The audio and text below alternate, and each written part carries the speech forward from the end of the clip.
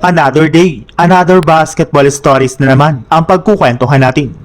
At ngayon nga ay pag-uusapan natin ang balitang wala nga na pong gagawing trade ang OKC Thunder at ang balitang bagong trade ng Los Angeles Lakers at Miami Heat.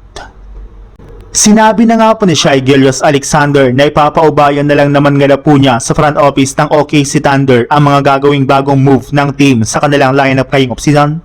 Gayong hindi rin naman nga na po yan ang kanyang trabaho sa OKC Thunder.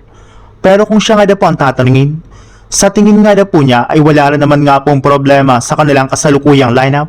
Sadyang nasira lang naman nga po ang kanilang kampanya matapos magsunod-sunod ang pagtatamo ng injury ng kanyang mga teammates.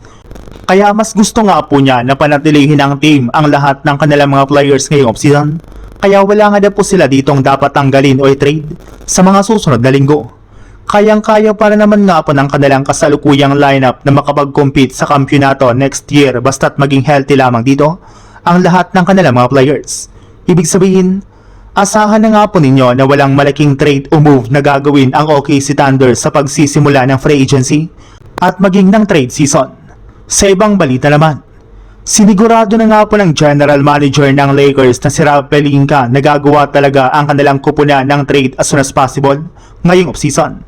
At kagaya nga po ng napag-usapan natin, isa nga po sa mga target nilang player dito ay walang iba kundi si Kelly Ware mula sa Miami Heat. Kasalukuyan na rin naman nga po nilang kinakausap ang front office ng Miami para lamang magkaroon sila ng bagong sentro. Pero hindi lang naman nga po si Kelly Ware ang posibleng makuha ng Lakers sa ganitong klaseng trade. In fact, ayon nga po sa ibinulgar ng isang NBA insider, maaari pa nga din po nilang makuha dito ang matagal na nga po nilang target na si Andrew Wiggins.